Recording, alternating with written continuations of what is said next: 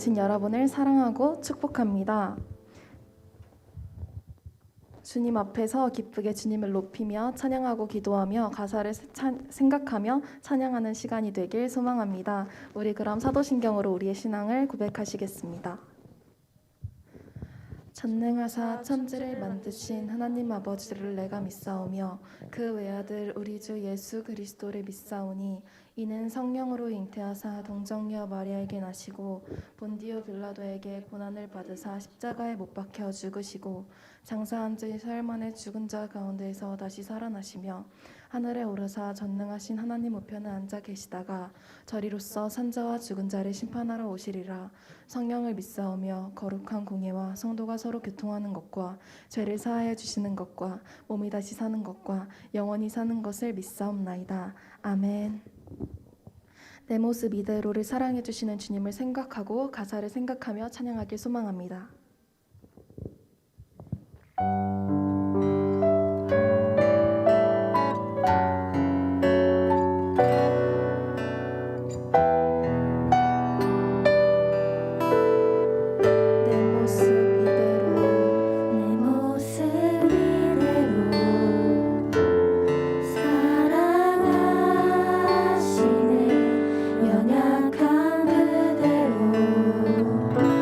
사랑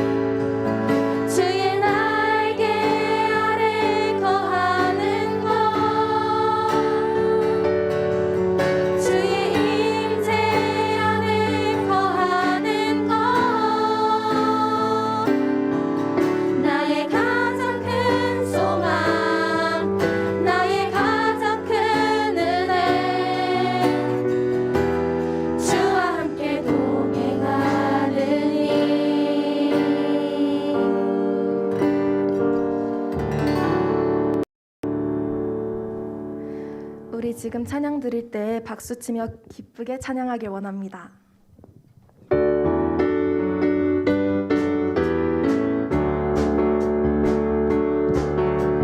주의 자비가 내려와 내려와 주의 자비가 봄비같이 주의 자비가 내려와 나를 건네 주의 자비가 내려와 내려와 주의 자비가 봄비같이 주의 자비가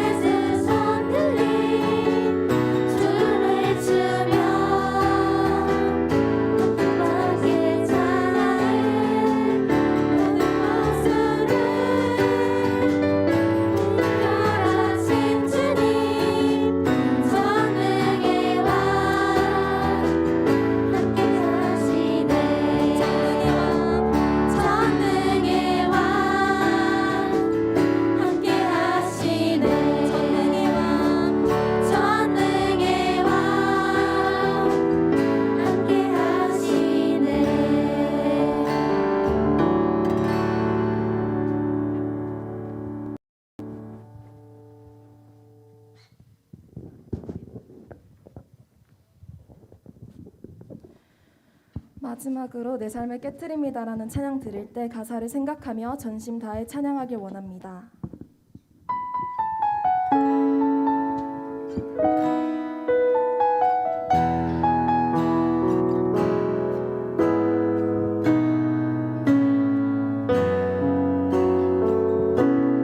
날 위해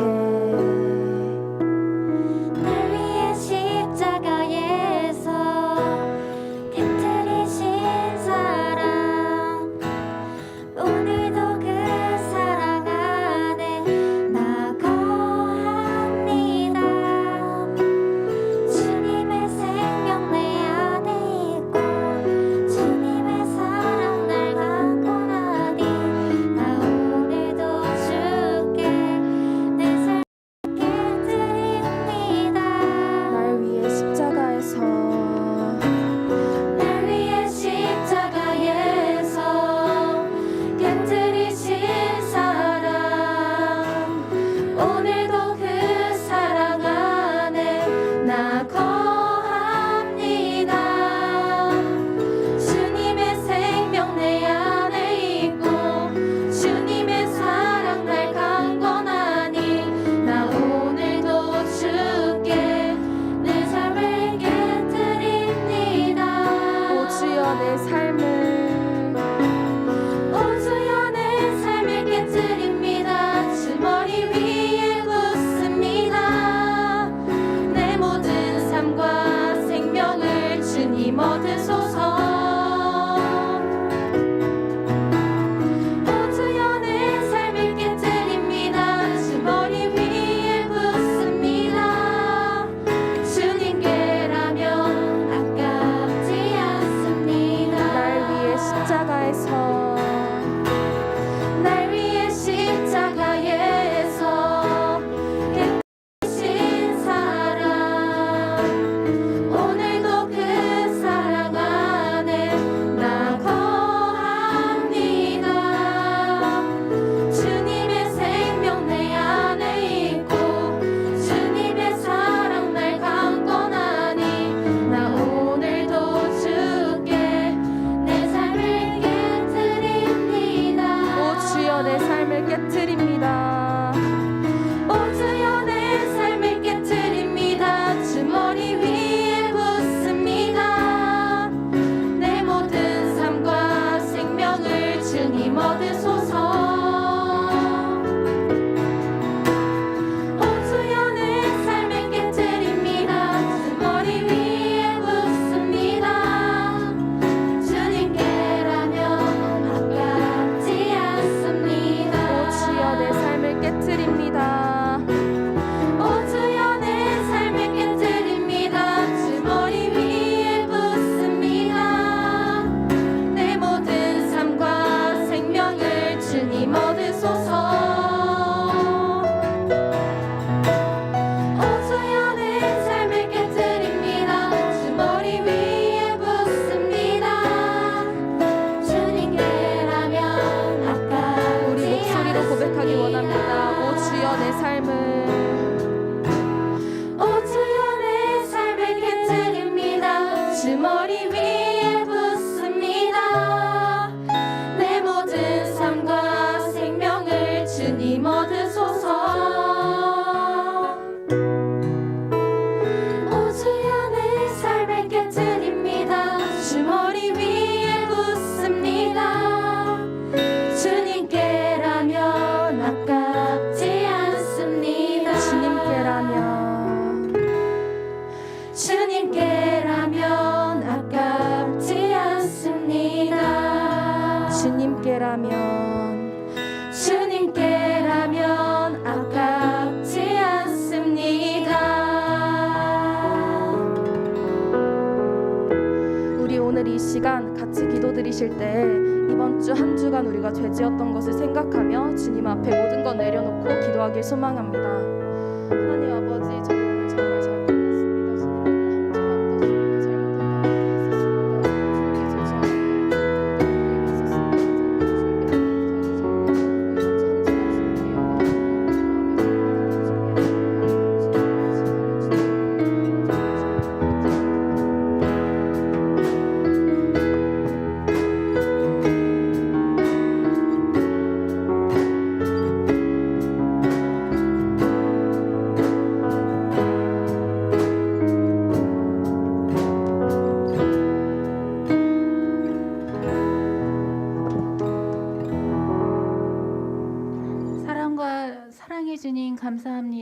거룩한 주일 온라인과 현장 예배로 주님을 예배하게 하여 주심을 감사드립니다. 싱그러움이 가득한 아름다운 가정의 달, 사랑으로 더욱 주 안에서 하나 되는 가정 되길 원합니다. 한 주간의 삶을 되돌아보며 회개할 수 있는 분별력을 주시고 결단할 수 있는 용기를 주시어 빛의 자녀로 살아갈 수 있게 하여 주시옵소서.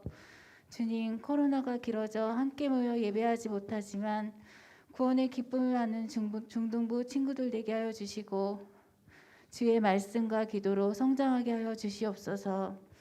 주님, 중등부 회장과 임원이 구성되어 중등부 리더로서 기쁨으로 즐거이 중등부를 이끌어가도록 지혜를 주시고 축복하여 주시옵소서.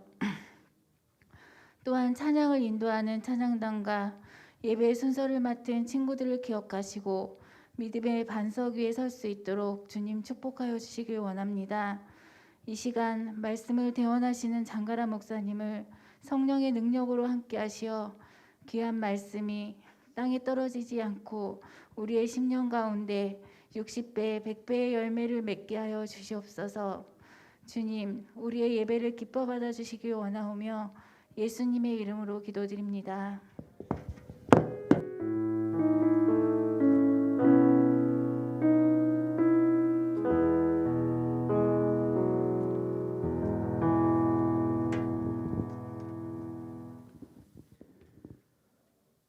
여러분 잘 지내셨죠? 참 반갑습니다. 먼저 늘 하는 광고를 좀 할게요. 우리 스마트폰의 유혹을 이겨냅시다. 지금 손에 스마트폰을 들고 있는 친구들이 있다면 우리 전체의 평화를 위해 꼭 잘 스스로 컨트롤 해주면 정말 좋겠어요. 많이 노력하셔야 됩니다. 쉽지 않지만 함께 같이 노력하면서 우리의 마음을 하나님께 온전히 드릴 수 있도록 우리가 더 준비되고 그렇게 하나님 앞에 나아가면 참 좋겠습니다. 목사님이 두 가지 광고를 먼저 더 드리고 오늘 말씀을 같이 나누도록 할게요. 하나는 다음 주부터 이제 4주 동안 특별한 세계관 특강을 좀 나누려고 합니다. 계속 목사님이 광고를 해왔는데 이거는 무조건 다 남아야 되는 건 아니니까 여러분들이 선택할 수 있어요. 선택할 수 있는데 가급적이면 이렇게 좀 열리게 배울 수 있는 시간에 함께 할 수 있으면 정말 좋겠습니다. 그래서 우리가 함께 여러분들이 시간을 좀만 더 써서 함께 나누면 좋겠고요. 시간은 예배 후부터 11시 20분까지 우리가 함께 성경 공부를 하게 될 예정입니다. 세계관 공부를. 그래서 먼저 목사님이 준비한 내용들에 대해서 함께 나누고 그 다음에 여러분들이 질문해서 같이 고민하는 시간을 우리가 같이 갖도록 할게요. 다음 주부터 시작하니까 4주 동안 시작하니까 목사님을 난처하게 할 만한 질문들도 좀 생각해 보시고 또 함께 같이 고민하면서 성장하는 시간을 가지면 좋겠습니다. 그리고 지난주에 목사님이 한 친구와 상담을 했어요. 여러분의 오래전 선배인데 아주 가끔 이제 사회생활하고 대학교 가서 힘든 일 있을 때 옛날에 중고등부 때 들었던 그 말씀이 살짝 기억나서 목사님한테 연락 주는 친구들이 정말 가끔 있습니다. 가끔 있는데 너무 힘들어하는 마음의 그런 상황 가운데 같이 대화 나누고 또 말씀 가운데 서로를 격려하면서 목사님한테도 힘이 됐고 여러분의 선배에게도 좀 힘이 됐던 시간을 가졌어요. 근데 꼭 우리가 그런 거를 몇 년 후에 할 필요는 없지 않습니까? 지금도 여러분들이 혹시 깊은 어둠 가운데 마음에 너무 힘든 상황이 있거나 여러 가지 고민거리가 있으면 너무 고민하지 마시고 목사님이랑 얘기를 좀 합시다. 목사님이 맛있는 것도 사주고 여러분의 이야기도 듣고 또 말씀 가운데 여러분들에게 힘이 될 만한 말씀을 목사님도 기도하면서 여러분과 나눌 테니까 우리 같이 힘든 일 있으면 그냥 이렇게 혼자 끙끙대지 말고 같이 이야기 나누고 같이 좀 풀어갔으면 좋겠습니다. 함께 그렇게 노력하는 저희들이 되면 참 좋겠습니다. 오늘 저희들에게 주신 하나님의 말씀을 같이 보겠습니다. 요한계시록 11장 1절에서 6절까지 본문입니다. 네, 계시록 11장 1절에서 6절까지 본문을 저희가 함께 한 목소리로 봉독하겠습니다. 또 내게 지팡이 같은 갈대를 주며 말하기를 일어나서 하나님의 성전과 제단과 그 안에서 경배하는 자들을 측량하되 성전 바깥 마당은 측량하지 말고 그냥 두라.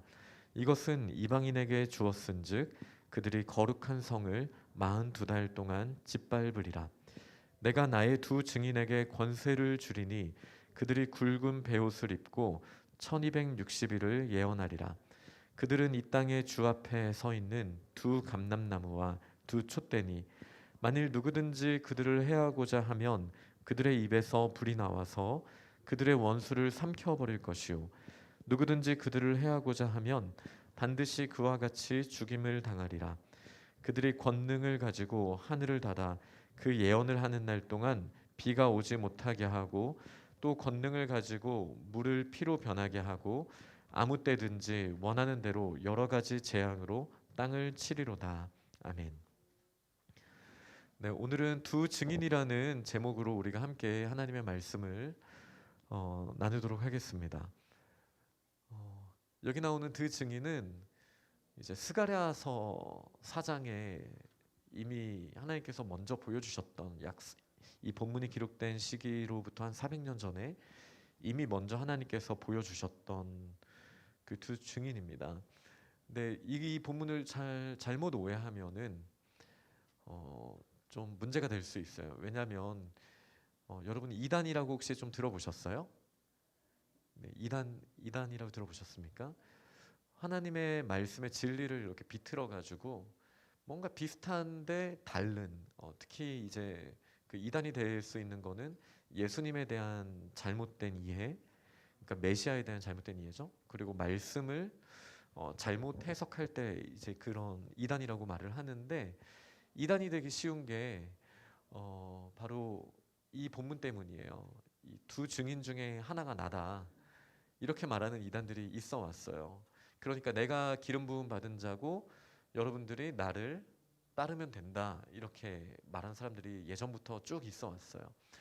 근데 이 두 증인이 누구를 말하는 건지 오늘 우리가 정확한 그림을 좀 그릴 수 있으면 좋겠습니다. 먼저 요한계시록을 우리가 벌써 나눈 지도 4개월이 지났네요. 그죠? 4개월 동안 10장까지 우리가 달려왔습니다. 계시록은 하나님께서 교회들에게 주신 편지라고 묵시라는 장르를 통해서 교회에게 주신 편지라고 목사님이 첫 시간에 말했던 게 기억이 납니다. 기억하셔야 돼요. 이 본문은 계속해서 물론 나 개인에게도 주시는 거지만 우리 교회에게 주시는 말씀이라는 이 아주 기본적인 사실을 우리가 붙들고 있어야 흔들리지 않을 수 있습니다. 자, 목사님이랑 눈을 좀 마주쳐 주세요. 네, 힘을 내요. 우리 눈을 마주치고 하나님의 말씀을 들읍시다. 그러면 교회에게 주시는 말씀으로 이 말씀을 한번 우리가 마음을 열고 한번 받아들이도록 하겠습니다. 먼저 성전이 나옵니다. 이 성전이 겉에서 보기에는 두 세계로 구분이 됩니다. 이 두 세계라는 걸 이해하는 게 중요해요. 하나는 바깥 마당이에요. 그냥 바깥 뜰이에요. 성전의 성막에 어떤 펜스 같은 게 있거든요. 이 펜스가 동쪽으로 문이 나 있어서 동쪽에서는 들어갈 수 있습니다. 여기는 여러 가지 상징이 있기는 하죠. 에덴 동산의 문도 동쪽에 있거든요. 그래서 성전의 문도 동쪽으로 열려 있습니다. 이 동쪽으로 성전으로 들어오게 되면 마당이 있어요. 그러니까 이 겉에서 보았을 때는 그냥 바깥 마당과 그다음에 성전이 보여져요. 이 성전 안에 물론 성소와 지성소로 또 더 깊이 두 가지 세계로 또 나눠지긴 하지만 큰 틀에서는 우리는 성전과 바깥 마당 이렇게 나누어 볼 수 있습니다. 근데 오늘 본문에 보니까 하나님의 성전과 제단과 그 안에서 경배하는 자들을 측량해라. 이거는 자로 잰다라는 뜻이거든요. 측량해라. 안에 있는 성전은 측량해라. 하지만 바깥 마당은 내버려 두라. 측량하지 말고 그냥 둬라. 이렇게 말씀하셨어요. 우리가 어떤 공간을 잰다라는 것은 어떤 의미입니까? 여러분들 최근에 줄자 같은 걸로 여러분의 방이나 집을 좀 재본 적 있으세요? 별로 우리 그런 경험 잘 안 하죠. 만약에 한다면 뭐 이사 가서 가구를 맞추거나 뭔가 커튼 길이를 한번 재보거나 뭔가 내가 새로운 뭐 소품 같은 거를 들여놓고 싶은데 그 사이즈가 얼마나 될까? 이럴 때 보통 하는 거잖아요. 이 측량은 건축할 때 보통 하는 거죠. 뭐 리모델링을 하거나 건축을 할 때 측량을 합니다. 근데 이제 스가랴서 2장을 배경으로 보면은 이 측량하다라는 말은 하나님께서 그것을 보호하시고 새롭게 재건해 주실 거다라는 약속이에요. 그러니까 보호와 이제 새롭게 새 힘을 주실 거다라는 의미로 보시면 되는데, 이 두 가지 세계가 있는데 두 가지 세계 중에 보호받는 곳이 있어요. 그리고 보호받지 못하고 재건되지 않고 짓밟히는 공간이 있어요. 바깥들은 이방인들한테 짓밟히게 됩니다. 그런데 성전은 하나님께서 측량하게 하셔서 성전과 그 예배드리는 제단과 그리고 예배 경배하는 자들, 그들은 하나님이 측량하시고 보호하시겠다, 이 약속의 말씀을 주셨습니다. 이 이미지가 이제 앞으로 계속 반복되게 될 텐데 한번 띄워보세요. 성전이 있는데 바깥 마당은 짓밟히고 안에 있는 진짜 성전은 그래도 측량되고 보호되는 이 이미지를 한번 기억해 보십시오. 근데 이 기간이 중요하죠. 어느 기간이래요? 42달이래요. 여러분 42달의 의미를 발견해낼 수 있겠습니까? 이 묵시에서의 숫자는 의미가 있다라고 했죠. 과연 42개월이라는 것은 묵시라는 숫자에서 어떤 의미를 가지는 걸까? 42개월. 한번 이것도 열어두고 한번 생각해 보세요. 42개월이에요. 이거 좀 그렇게 익숙한 숫자는 아니잖아요. 42개월이라는 숫자가. 근데 계시록 11장에서는 이 42개월과 연관된 숫자들이 반복해서 나옵니다. 자, 그 다음에 이제 두 증인에게 권세를 준다라고 말씀을 하셨어요. 이들은 굵은 베옷, 그러니까 탄식할 때, 회개할 때, 아니면 장례를 치를 때 그때 입는 굵은 베옷을 입고 1260일을 예언하리라. 1260일은 또 어떤 의미일까요? 쉽지 않죠. 42개월과 1260일을 연결 지어 보실 수 있으시겠어요? 연결이 좀 되시나요? 네. 1260 나누기 30 하면은 42가 나와요. 별로 소름 아니죠? 저는 이걸 알았을 때 정말 깜짝 놀랐는데. 네. 1260일은 42개월의 다른 표현이에요. 그러면은 1260일과 42개월이 의미하는 건 뭘까? 이것까지 들으면 진짜 소름 돋을지 모르는데. 준비됐어요? 3.5년. 장난 아니죠? 3.5년이에요. 왜? 42개월과 1260일을 더하니까 7년이에요. 느낌 안 오세요? 지금 계시록을 지금 4개월 동안 나눴으면 이 7이라는 숫자와 이제 그 7을 반동강 낸 3.5, 3.5가 합쳐진다라는 거에서 이거 뭔가 일어나겠구만, 약간 이런 감이 좀 있으실 거라고 생각을 합니다. 7은 완전한 숫자잖아요. 이 7이라는 세계 안에 3.5, 딱 절반만큼은 이 바깥들이 짓밟혀요. 근데 또 다른 절반의 시간은 어떻게 돼요? 증인들이 베옷을 입고 예언을 해요. 이 우리가 뒤에 읽었잖아요. 이 예언했을 때 능력이 나타나요. 막 입에서 불이 나오고 막 비를 멈추게도 하고 막 그의 권능으로 막 하늘을 닫기도 하고 놀라운 일들이, 뭐 원하는 대로 여러 가지 재앙으로 땅을 치는 일들이 일어나게 됩니다. 그러니까 바깥 마당이 짓밟히는 건 어떤 이미지예요? 우리가 예배하는 예배자들이 사탄 혹은 이 세상의 힘에 의해서 짓밟히는 모습이라면, 또 다른 3.5년은 하나님의 사람들이 오히려 권능을 가지고 하늘을 닫기도 하고 이거는 엘리야 선지자가 떠오르시죠? 혹시 그거 아세요? 엘리야와 뭐 바알, 그래서 갈멜산에서 막 그 막 손바닥만한 구름이 지중해에서 올라오는 걸 보고 막 했던 그 장면 혹시 기억이 안 날 수도 있어요. 나중에 언젠가 보시게 될 거예요. 그때 이제 엘리야를 통해서 3년 동안 비를 못 오게 했거든요. 그러면은 그 성경이랑 연결하려면 3년 동안이라고 했으면 더 좋았을 텐데 3년 반이라고 한 이유는 아까 말한 것처럼 7이라는 숫자 때문이에요. 7이라는 숫자 때문에 3.5라는 개념이 나오게 됩니다. 여러분 이게 지금 우리의 모습, 교회의 모습을 보여주는 거예요. 바깥 세상이 짓밟혀요. 여러분 교회 다니는 거 되게 자랑스럽게 친구들한테 이야기하나요? 그러기 쉽지 않죠. 그러기 쉽지 않죠. 우리 탓이기도 해요. 저 같은 목사님 탓이기도 하고 또 우리 부모 세대의 탓이기도 하고 또 우리 자신의 탓이기도 해요. 우리가 더 잘 믿었으면 이런 일은 일어나지 않았을 수도 있겠지만 다른 쪽으로 또 우리는 또 핍박을 받았을 거예요. 그런데 사실 목사님 때만 하더라도 교회 다니는 게 그렇게 부끄러운 일은 아니었어요.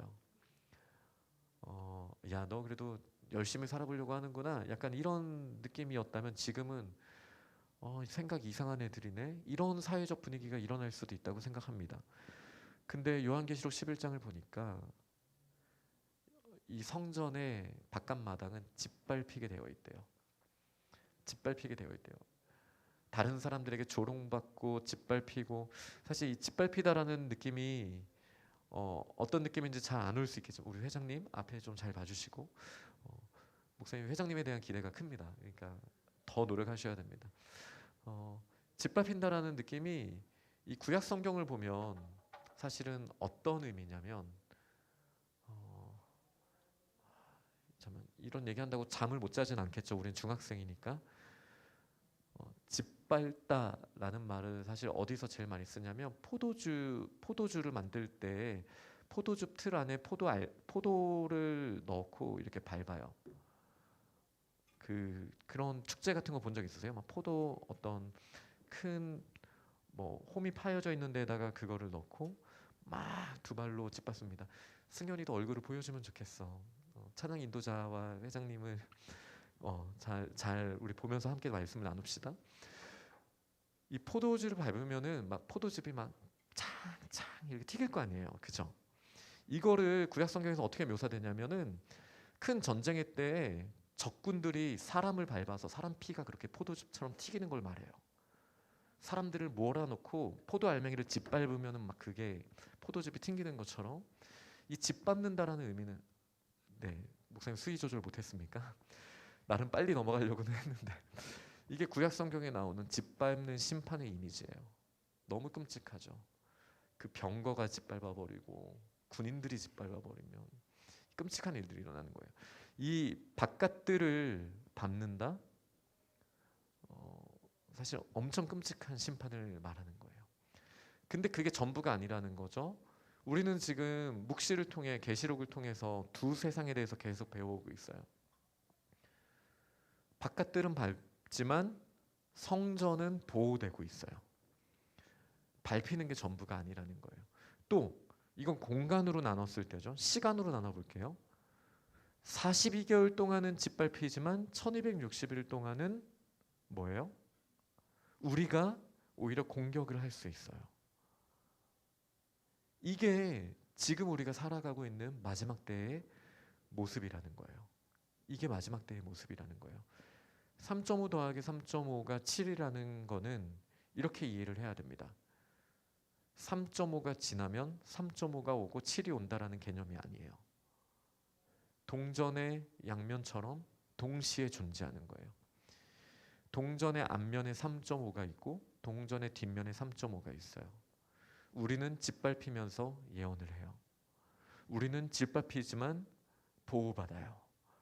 이게 하나님께서 요한계시록 11장을 통해서 주시는 말씀이에요. 그러니까 그 누구도 우리가 짓밟힌다고 해서 소망이 없다라고 말할 수 없고요. 우리가 예언을 하면 하늘이 닫히고 놀라운 능력이 일어난다고 해서 스스로 교만할 필요도 없어요. 동전의 양면은 현재에 항상 같이 존재하는 거예요. 이거를 기억해야 됩니다. 우리가 기억해야 됩니다. 그냥 나한테 지금 힘든 일이 와요. 내가 이유 없이 짓밟히는 것 같아요. 근데 고통의 문제를 목사님과 함께 설교 말씀을 들었다면은 많이 들어봤을 텐데, 고통의 문제가 꼭 이유 없이만 오는 게 전부는 아니지만 그것도 있어요. 이유 없이 나한테 오기도 해요. 하지만 많은 경우 인과적으로 내가 잘못 뿌려놓은 씨앗들이 나한테 돌아오기도 해요. 근데 그게 그 내가 좀 더 넓은 관점에서 보면은 우리 인류가 뿌려놓은 씨앗이 나한테 왔을 때 우리가 그 고통의 문제에 대해 더 힘들게 다가올 수 있죠. 그러니까 우리가 삶을 살다 보면은 여러 고통의 문제를 경험하게 될 텐데, 짓밟히면서 나의 삶은 끝이야. 이건 정말 돌이킬 수가 없어. 이런 감정이 우리에게 폭풍처럼 몰아붙일 때가 있을 거예요. 그리고 그게 사탄이 정말 원하는 거예요. 우리가 다른 3.5를 못 보게 하는 거.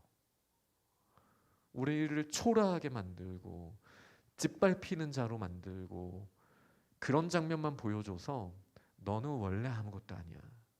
너가 무슨 존중을 받아. 너는 짓밟히는 자야. 너 한 번이라도 죄에 대해서 승리해 본 적 있어? 이런 식으로 우리를 눌러버려요. 근데 이 말씀을 기억하고 우리가 용기를 받아야 됩니다. 여러분, 그 짓밟히는 3.5가 전부가 아닙니다. 또 다른 공간적으로 절반을 바라보면은 겉은 짓밟히는 것처럼 보이지만 안에 진짜 성전은, 그 성전과 제단과 경배하는 자들은 하나님께서 측량줄로 재주셨고 보호하셨고 오히려 새롭게 더 강하게 만들어 주실 거라는 것을 분명히 약속하셨어요. 이게 우리의 또 다른 짓밟힘의 또 다른 면이에요. 또 3.5로 짓밟히기만 하는 게 아니라 권능을 받고, 이 표현이 언제 쓰이는 표현이냐면 성령님을 이 땅에 보내실 때 오직 성령이 너희에게 임하시면 너희가 권능을 받고, 이 말씀을 하신 거랑 사실 같은 맥락이라고 보시면 돼요. 우리 두 증인, 목사님 우리라고 이미 말을 해버렸네요. 여기서 말하는 두 증인은 교회를 말하는 거예요. 두세 사람이 내 이름으로 모인 곳에 나도 그들과 함께 있느니라. 두 증인, 교회를 말하고, 이 부분을 먼저 설명하고 그 다음에 말씀을 더 나누겠습니다. 혹시 목사님이 꼭 이름 기억했으면 좋겠다 했던 그 대제사장 기억하는 친구 있을까요? 한 2달 전에 말했나요? 있나요? 그때도 목사님 쉽지 않다라고 말했죠. 이제 오늘 들으면 기억이 날 수도 있어요. 누구냐면 여호수아라는 대제사장이 있어요. 그리고 왕 같은 자, 이 사람 이름도 쉽지 않아서 목사님이 그 메시아, 기름 부음 받은 자 세 종류가 있다라고 했잖아요. 제사장, 왕, 선지자. 기억하시나요? 이게 기름 부음 받은 자거든요. 그래서 그 스가랴의 배경에서의 제사장의 이름은 여호수아. 그 다음에 왕 같은 총독으로 보내졌던 인물은 스룹바벨. 그 다음에 그때 예언자 스가랴, 선지자. 이 세 명이 기름 부음 받은 자로 그때 활약을 했던, 성전을 재건했던 사람들이에요. 그리고 그들을 우리는 메시아, 기름 부음 받은 자라고 말을 합니다.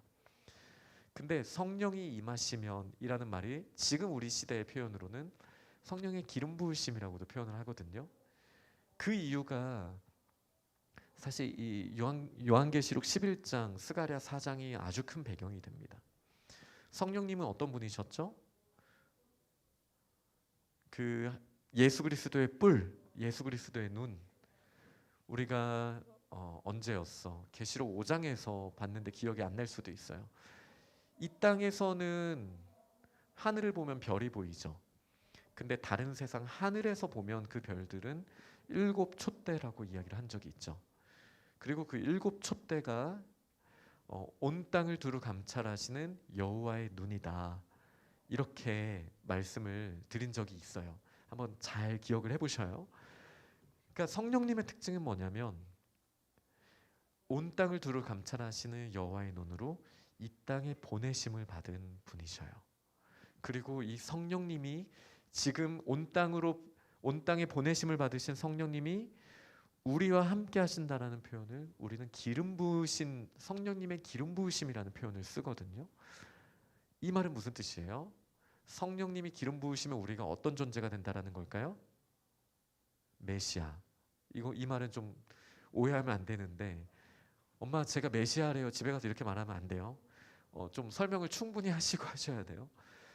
말 그대로 그냥 메시아예요. 그게 메시아라는 뜻이에요.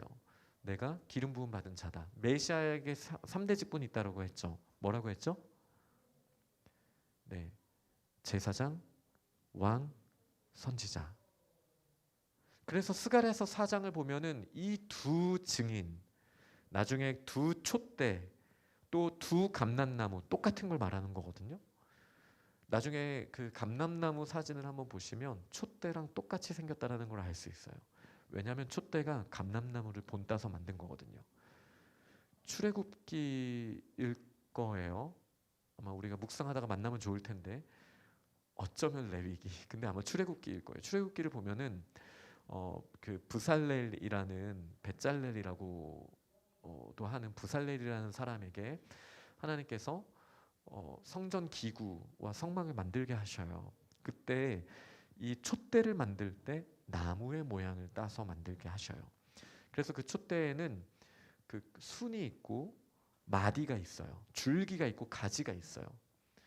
그 표현들이 다 나와요. 그러니까 이건 명확한 거예요. 이 촛대는 감람나무를 본따서 만들었어요. 그래서 이 촛대가 하고 있는 모양도 감람나무랑 똑같이 생겼어요.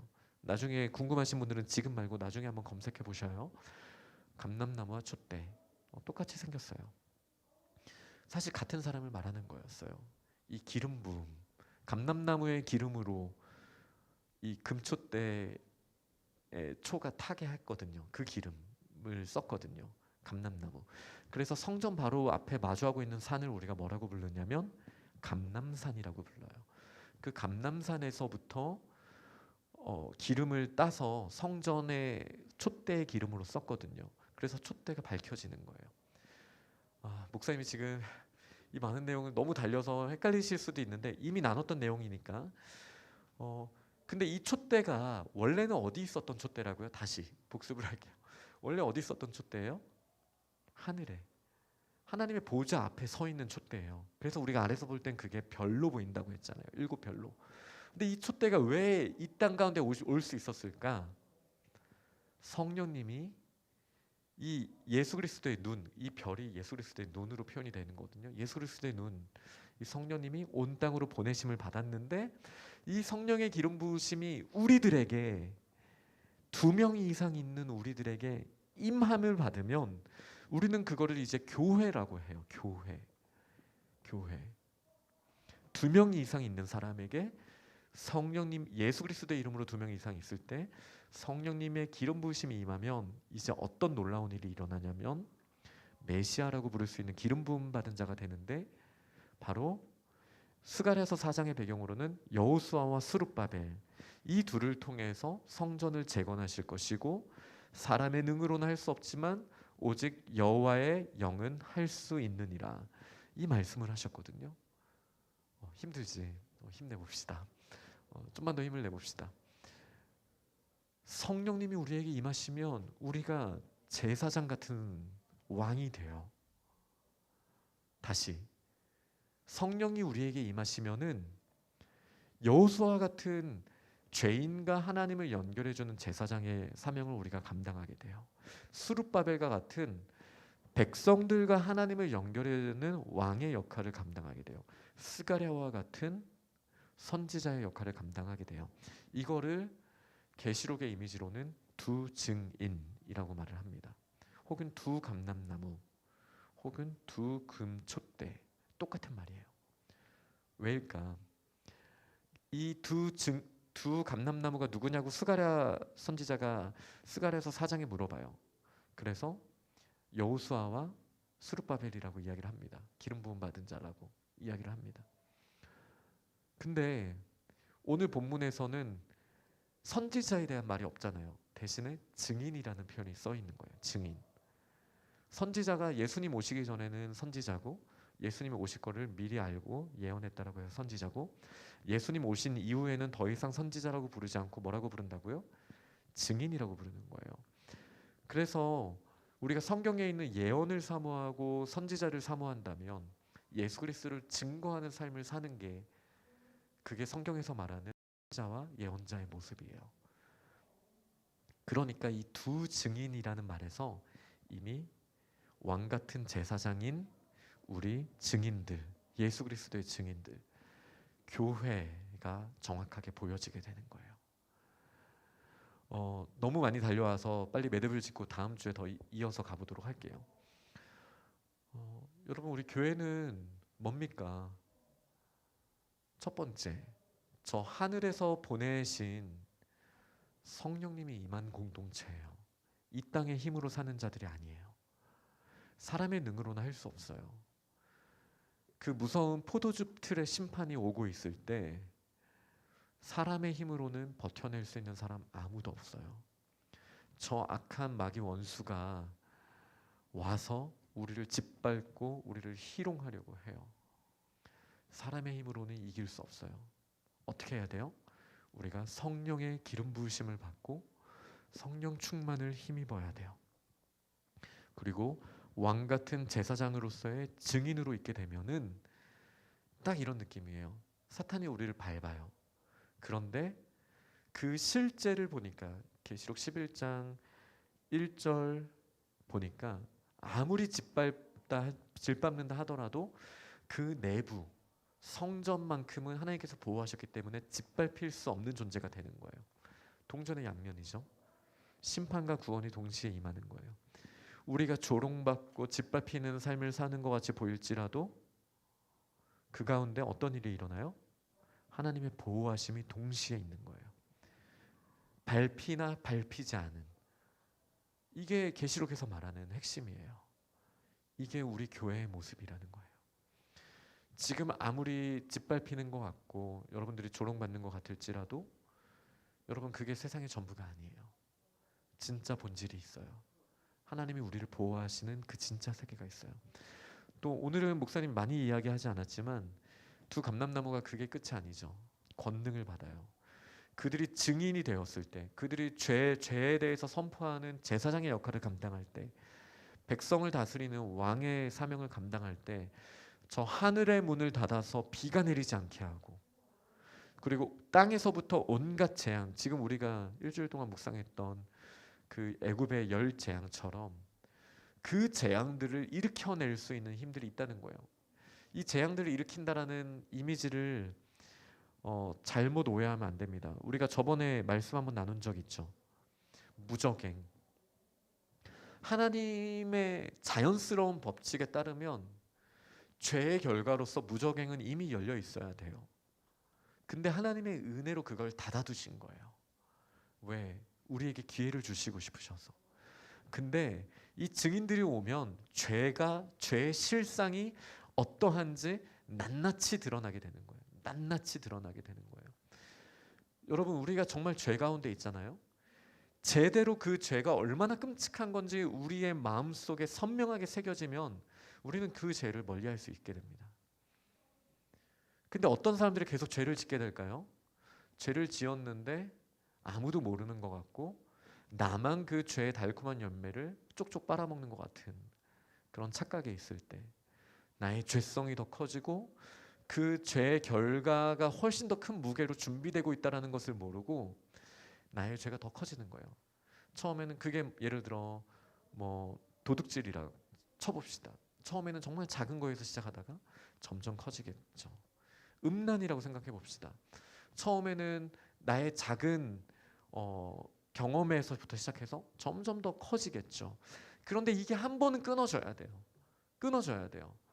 정말 아플지라도 다른 사람 앞에서 그게 드러나서 나에게 이런 연약함이 있고 이 죄가 주는 자연스러운 결과가 얼마나 끔찍한지가 한번 드러나면 멈출 수 있어요. 그리고 더 좋은 건 뭐예요? 그게 나의 현실 세계에서 일어나지 않았을지라도 진짜 세계에서 보여주시는 하나님의 말씀이 내 안에 명확하게 새겨져서 죄의 끔찍함이 어떠한지 그 길이를 우리가 명확하게 보고 그것을 끊어버릴 수 있으면 그게 제일 좋아요. 그게 최고예요.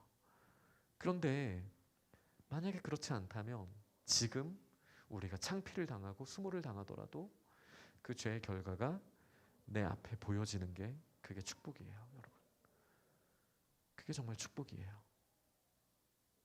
그게 부끄러움이 아니라 축복이에요.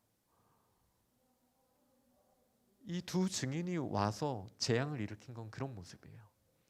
죄의 결과가 어떠한지, 하나님을 떠난 사람들의 자연스러운 모습이 어떠한 건지, 그동안 하나님의 은혜로 막혀 있었던 무저갱이 이들의 증언으로 말미암아 죄의 모습 그대로 낱낱이 드러나게 되는 거예요.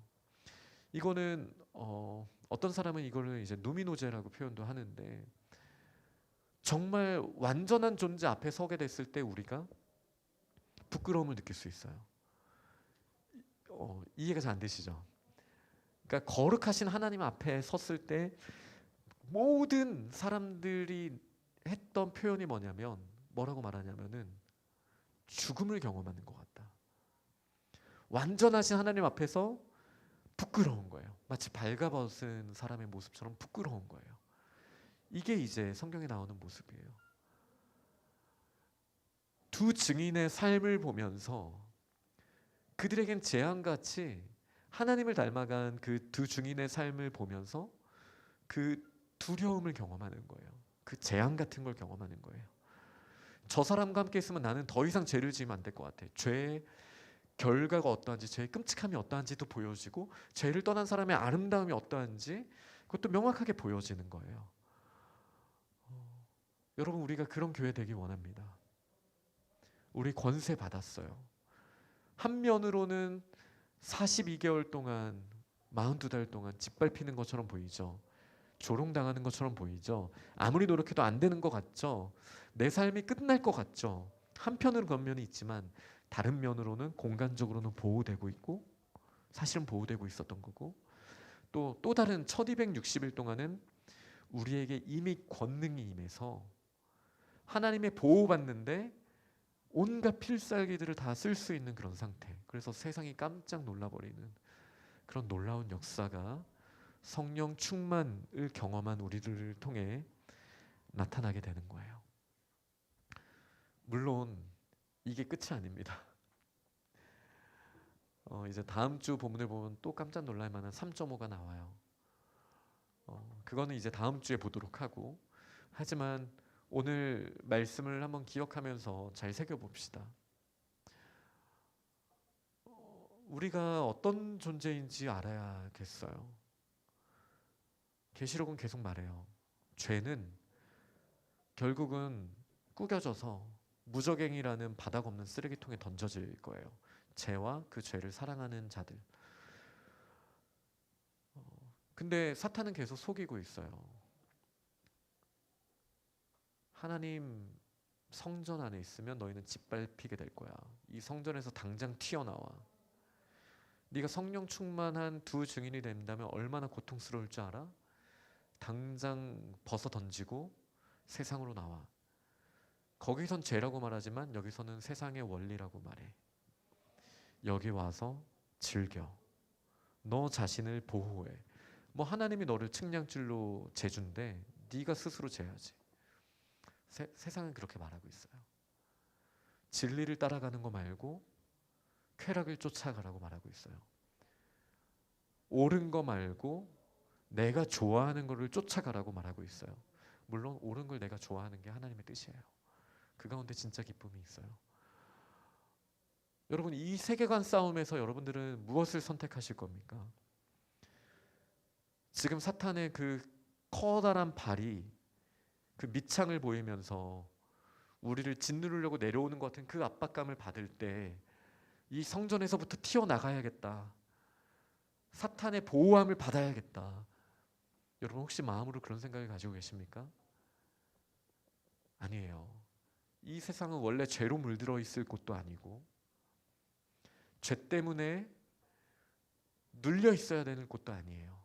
그리고 하나님께서 보호하시고 깨끗게 해주셔요. 반드시 보호하시고 지켜주셔요. 뿐만 아니라 그 일을 위해서 저 하늘에 있는 권세를 이 땅으로 보내셨어요. 그 권세가 어떻게 나타나요? 성령님이 온 땅을 두루 감찰하신 성령님이 어떻게 역사하셔요? 성령님 혼자 바람으로 운행하시지 않으셔요. 두 증인이 있는 곳에 기름 부으시고 이 두 증인에게 권능을 주셔요. 그리고 그 권세를 받은 자를 통해서만 놀라운 일이 일어납니다. 오늘 본문에 뭐라고 말했냐면은 그 여호 앞에 서 있는 주 앞에 서 있는 두 감람나무와 촛대라고 했어요. 누가 감히 하나님 앞에 설 수 있습니까? 성령의 기름 부으심을 받은 자들만 하나님 앞에 설 수 있어요. 그리고 이 촛대와 이 감람나무를 통해서만 이 세상에 소망이 있어요. 아무리 재앙이 있어도 회개하지 않는 모습 보셨잖아요. 재앙이 아무리 끔찍하고 재앙이 아무리 강력해도 하나님 앞에 사람들은 돌아오지 않아요. 하지만 두 증인의 삶을 통해서는 더 많은 사람들이 하나님 앞에 돌아올 수 있게 되는 거예요. 주님께서 우리에게 그런 사명을 주셨습니다. 여러분, 우리 동전의 양면을 다 가지고 있어요. 우리가 받아야 할 고난도 있죠. 하지만 그거에 너무 매몰되지 않으시면 좋겠습니다. 우리에게 주신 권능을 기억하고 일어납시다. 그리고 우리가 주님이 주신 사명을 감당해서 이 땅을 하나님의 나라로 바꿀 수 있는 우리 공동체가 되기를 간절히 소망합니다. 아멘. 우리 같이 준비한 찬양 드리면서 준비한 예물을 하나님께 올려드리겠습니다.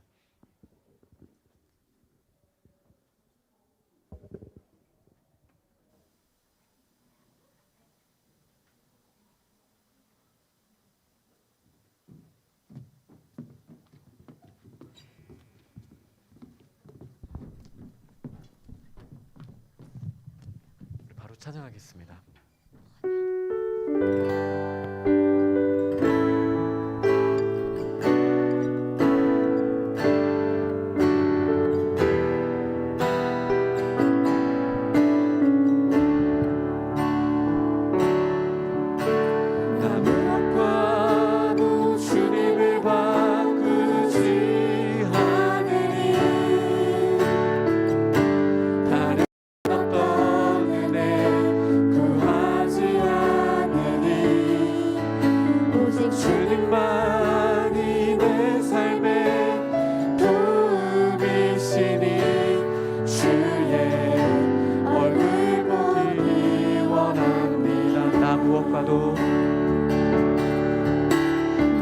무엇과도 주님을 바꾸지 않으리.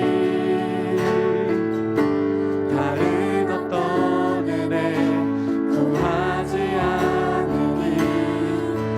오직 주님만이 내 삶의 도움이시니 주의 얼굴 보기 원합니다.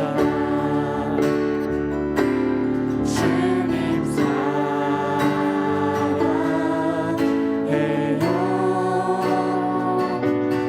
온 마음과 정성 다해 하나님의 진실한 친구 되기 원합니다. 제가 기도하겠습니다.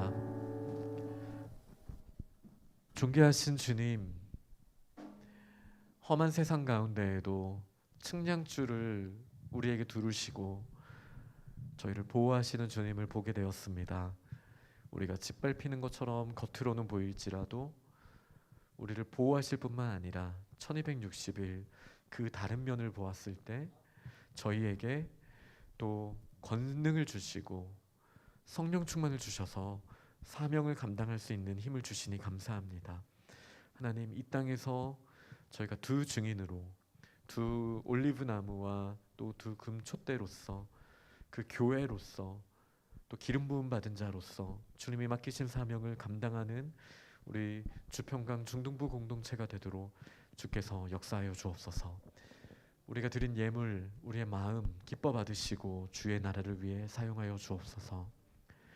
우리 주 예수 그리스도의 은혜와 아버지 하나님의 사랑과 성령님의 교통하심이, 성령 충만을 통하여 권능을 받은 우리가 이 땅에서 하나님의 나라를 확장할 줄을 믿고 그 사명을 감당하기를 소망하는 이 자리에 있는 모든 하나님의 예수 그리스도의 증인들과 또 우리 중등부 공동체 위에 영원토록 함께 있을지어다.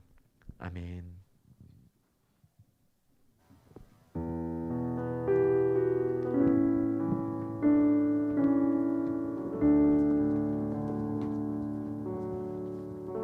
네, 말씀 감사드립니다. 5월입니다. 우리 친구들 5월 첫 주 예배에 참여한 우리 모든 친구들을 환영하고 축복합니다.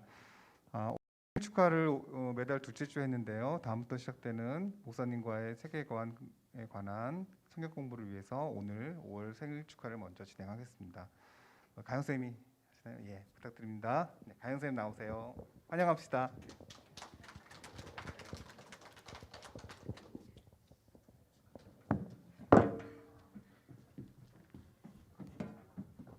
네, 반갑습니다. 이 시간은 이번 달 생일 맞은 친구들을 함께 축하하고 축복하는 시간입니다. 생일 맞은 친구들이 많네요. 4월 생일. 네, 주님께서 우리에게 보내주신 귀한 영혼은 이한나, 김지훈, 송현서, 서지인, 김예린, 장도현, 안성현, 김예은, 이가현, 김승기, 임지한, 이도연, 이나영, 정지우, 배하랑, 원지유, 박유한, 조성훈, 양준민입니다. 우리 이 친구들 축하하는 마음 같이 담아서 함께 축복하는 찬양 부르면 좋을 것 같아요. 네.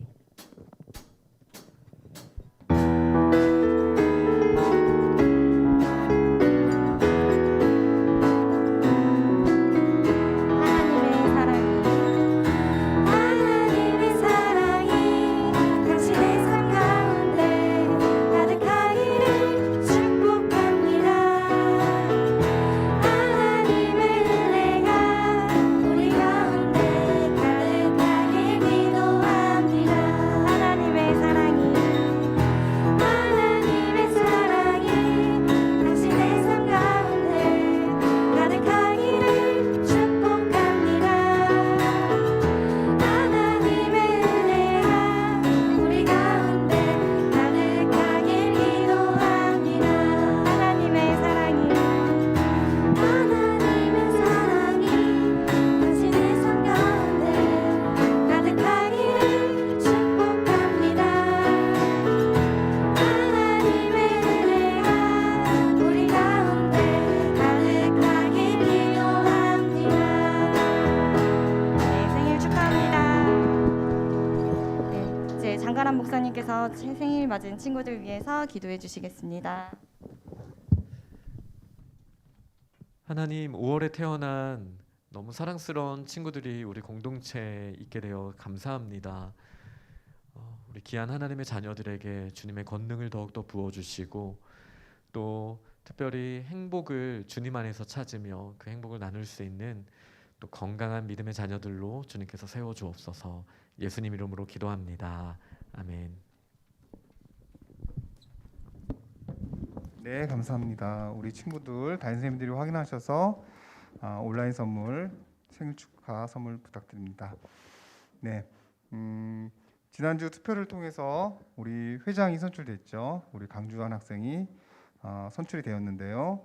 후보로 나온 강성경, 진석원, 천혜찬, 홍승현 친구들과 더불어서 회장단을 빨리 구성하셔가지고 저에게 알려주시면 함께 중등부를 이끌어가는 리더로 함께 도움을 주셨으면 좋겠습니다. 네, 다음 주 예배 후부터 4주간 목사님과 함께하는 성경 공부 시간이 있습니다. 그 친구들 담임 선생님께 신청을 해주시고요. 많은 참여를 부탁드립니다. 다음 주가 어버이주일입니다. 오늘이 어린이주일이죠. 선물은 못 받았지만 다음 주 어버이주일을 우리가 준비를 해야 돼서요. 우리가 이벤트를 선생님들이 준비를 해주셨어요. 우리 현장 예배에 참석하는 친구들은 부모님께 드릴 카네이션을 우리 선생님들이 준비를 하겠습니다. 그래서 한 송이씩 가져가셔서 부모님께 감사의 마음을 전해주시고요. 그리고 5월 8일 이 토요일이에요. 이번 주 그날까지 부모님께 감사의 편지나 그리고 문자를 보낸 인증샷을 보내주시면 우리 그 친구들에 한해서 별도의 선물을 온라인상으로 드리도록 하겠습니다. 네, 2개의 이벤트가 준비됐는데 우리 친구들 어버이 주일을 맞아서 부모님께 감사의 마음을 여러 가지 방법으로 전해주시기 바랍니다. 네, 이번 주는 5일이 사이에 껴있어요. 휴일이. 네, 우리 친구들 편안한 그리고 즐거운 한 주간 보내시고요. 다음 주에 건강한 모습으로 모두 만나기를 소망합니다. 예, 모두 수고 많으셨습니다. 감사합니다.